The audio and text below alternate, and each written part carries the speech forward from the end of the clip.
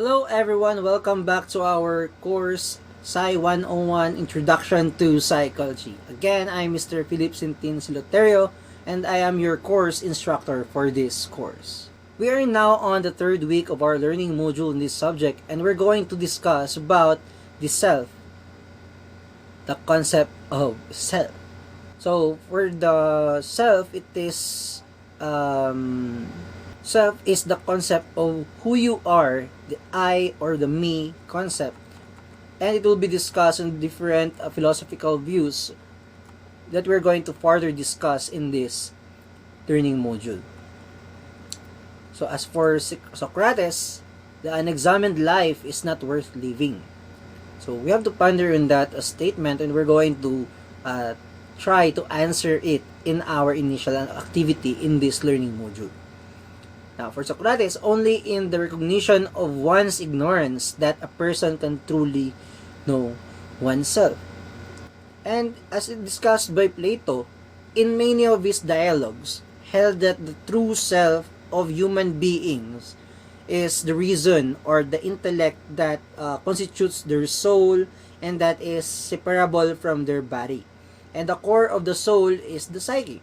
The psyche has three elements: the appetitive, spirited, and mind. And for Aristotle's philosophy of self, it was constructed in terms of hylomorphism, in which the soul of a human being is the form or the structure that you can see, and of the human body or the human matter. And Descartes' concept of self is the I think, therefore I am, or I doubt, therefore I exist. And that's how he sees the self. And John Locke suggests that the self is a thinking, intelligent being that has reason and reflection and can consider itself as itself and the same thinking thing in different times and places, and continues to define personal identity as the sameness of rational being. For David Hume, he is a very famous sociologist. He suggests that the self is just a bundle of perceptions, how we perceive, like links in chain. And he argues that our concept of the self is a result of our natural habit of attributing unified existence to any collection of associated parts. And for Immanuel Kant, according to him, that we all have an inner and outer self, which together form our consciousness. So the inner self is comprised of psychological state and our rational intellect. And outer self includes our sense of the physical world. And according to him, representation occurs through our senses. And therefore, our rationality unifies and makes sense the perceptions we have in our experiences and makes sensible ideas about ourselves and of the world. So that's for the philosophical views, and let's proceed with the sociological views. In the sociological views of the self, that the self is narrative and written and rewritten. No? It's like an open book. And the self is not discovered, it is made through socialization process. We cannot construct ourselves because on our social roles, we cannot create and recreate ourselves, and we learn to adjust and own ourselves, even socially constrained. For Mead's theory of self, Herbert Mead, and he discussed the I and the me. The me represents the expectations and attitudes of others organized into a social self, and the individual defines his or her own behavior with reference to the generalized attitude of the social group he or she occupies. And the I is the response to the me or the person's individuality. It is the essence of agency in human action. So in effect, the me is the self as object and the I is the self as subject. So, next, the looking glass self. It is the concept of an American psychologist, Charles Horton Cooley.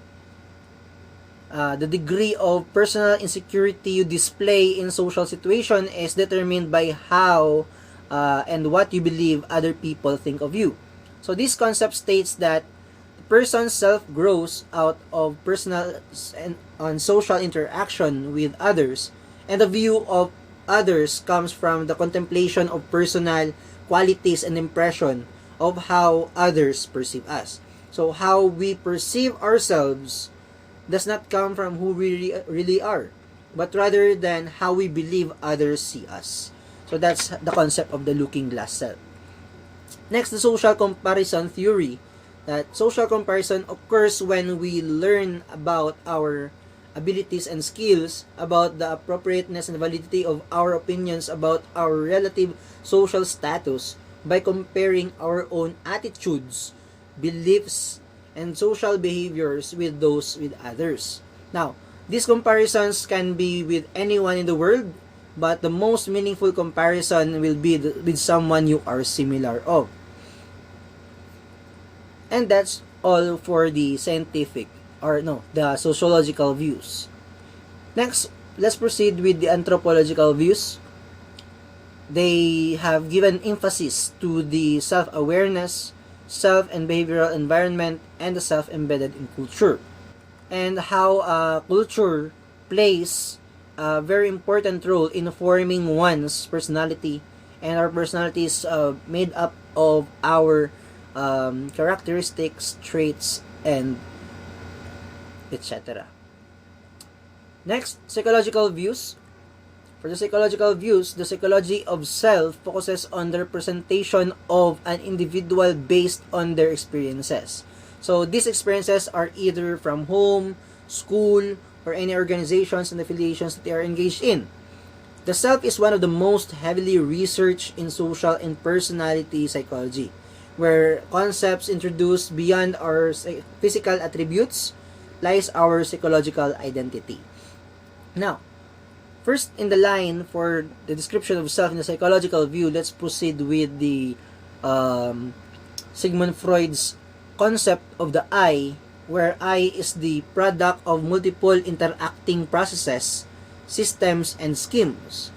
And in his topographical model, we never understand why there is something somewhere inside us that makes many of us do what we know is wrong. So to solve that conflict, he divided the I into conscious and unconscious. And where in his psychoanalytic theory, he focuses more on the unconscious, on how we see, how we behave ourselves with our unconscious. Next, the structural model. In the structural model is the disintegration of the topographical model. This model represents the id, ego, and superego. Id as the instinctive component, the ego as the I, and the superego as the above I. So, in the id, it describes how we do the pleasure principle, that our instincts are trying to govern ourselves. And the ego as the I, you in the reality principle, and superego as the above I, it is more on the moral principle. Next, for Carl Jung, one of the psychodynamic theorists, he signifies the unification of consciousness and unconsciousness in a person and representing the psyche as a whole. Unlike Sigmund Freud, he discussed the conscious and unconscious as separate, as a separate part in a person. But for Carl Jung, he unified the conscious and the unconscious. And for him, the self is an encompassing whole which acts as a container. It could be symbolized by a circle, a square, or a mandala. As you can see here in the slide, the unification of the self. Next, the concept of me-self and I-self of William James, where William James referred the I as the pure ego and suggested that this component of self is the consciousness itself. The me is one of the many things that one may be conscious of, and it consists of three components: one physical or material, one social, and one spiritual. So the material self, these are the things that belongs to us or we belong to. And the social self, who we are in a given situation, how we act and react in a certain situation. And the spiritual self, the most intimate core values of conscience. Next, the global versus differentiated models, where William James coined the term self-esteem. It is the person's self-evaluations of or sense of self-worth. So, we have here the global, state, and domain. And for the global, it is the trait of self-esteem, the personality variable that represents the way people generally feel about themselves. And for the state, it's the feelings of self-worth, temporary feelings and momentary emotional reactions. For the domain, the self-evaluation, and focused on how people evaluate their various abilities and attributes. Next, the real and ideal self-concepts. According to Carl Rogers, in his person-centered theory, the self involves real self and ideal self. So the real self includes all those aspects of one's being and one's experiences that are perceived in awareness by the individual. And it is the part of ourselves where we feel, think, look, and act involving our self-image. The ideal self, on the other hand, revolves around the goals and ambitions in life, is dynamic, the idealized image we develop over time. Next, with the multiple versus unified self. The multiple selves are the capacities we carry within us from multiple relationships. So these are not discovered but created in our relationships with other people. So unified selves emphasizes that the well-being comes when our personality dynamics are congruent, cohesive, and consistent. It is understood that a person is essentially connected with the selfhood and identity. Also, the concept of true selves and false selves. The true self has a sense of integrity, of connecting wholeness that harks to the early stage. And for the false self, is used when the person has to comply with external rules such as being polite or otherwise following social codes. So this is the basic concept of the true self and the false self. The self as a proactive and agentic, humans have the capacity to exercise control over their own lives. So people are self-regulating, proactive, self-reflective, and self-organizing, and they have the power to influence their own actions to produce desired consequences. So the agent self, the individual with its ability to make choices, utilize their control, decision making, and actively responding. And for the self-efficacy, the ability of the person to complete goals and is the measure of one's ability. Now let's proceed with self-concept. Self-concept is the image that we have of ourselves. And this image develops in the number of ways, but it is particularly influenced by our interactions with important people in our lives. Self-concept is how you perceive your behavior, abilities, and unique characteristics. For example, beliefs such as I am a good friend or I am a kind of person are part of an overall self-concept. So self-concept tends to be more malleable when you're younger and still going through the process of self-discovery and information or identity formation. And as you age and learn who you are and what's important to you, this self-perception become much more detailed and organized. And it is the most basic concept. The self-concept is a collection of beliefs one holds about oneself and the responses of others. So it embodies the answer to the question, who am I? Now, in this point, humanist psychologist Carl Rogers believed that your self-concept was made up of three different parts. These are the ideal self, the self-image, and self-esteem. So the person you want to be is the ideal self, and the self-image is how you see yourself, including attributes like your physical characteristics, personal traits, and social roles. And the self-esteem is how much you like, accept, or value yourself, which can be impacted by a number of factors including how others see you and how you think compared to others and your role in the society.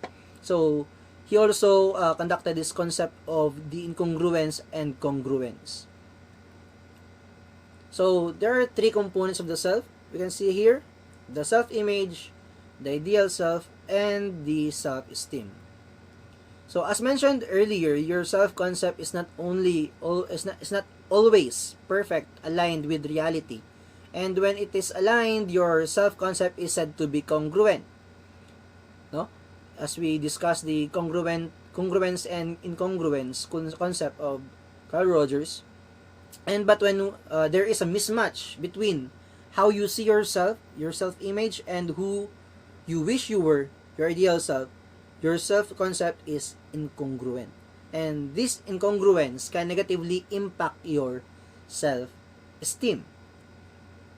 Also, Rogers believed that incongruence has its earliest roots in childhood, when parents placed conditions on their affection for their children, only expressing love if children earn it through certain behaviors and living up the parents' expectations.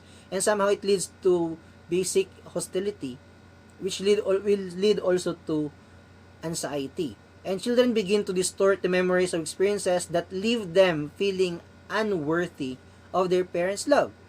Now, unconditional love, on the other hand, helps to foster congruence. Children who experience such level of love to feel no need to continually distort their memories in order to believe that other people will love and accept them as they are. That's why for Carl Rogers, the person-centered, he had this concept also of unconditional positive regard and unconditional love. Other self-concept theories, as with many topics within psychology, a number of other theorists have proposed different ways of thinking about self-concept. So according to the social psychologist Henry Taffel's social identity theory, self-concept is composed of two key parts. These are the personal identity and the social identity. For the personal identity, these are the traits and other characteristics that make you unique. And the social identity, who you are based on the membership in a social group, such as sport teams, religions, political parties, or social class. Next, for Bruce Bracken's self-concept was a multi-dimensional and could be broken down into 6 independent traits. These are academic, affect, competence, family, physical, and social. So, for academic, it's your success or failure in school. Affect, your awareness of emotional states. Competence, your ability to meet basic needs. And for family, how well you work in your family unit. Physical, how you feel about your looks, health, physical condition, and overall appearance. And social, your ability to interact with others. So in 1992, Bracken developed the multidimensional self-concept scale, comprehensive assessment that evaluates each of these 6 elements of self-concept in children and adolescents. So, all in all, the self is a very complex subject to discuss, a question to answer, and a proposition to conclude. However, by learning the different views of the different proponents will somehow give us light in understanding ourselves. I hope you have learned something in our video lecture discussion in this meeting. Thank you very much for listening. Please do read the reading materials provided below. See you next week.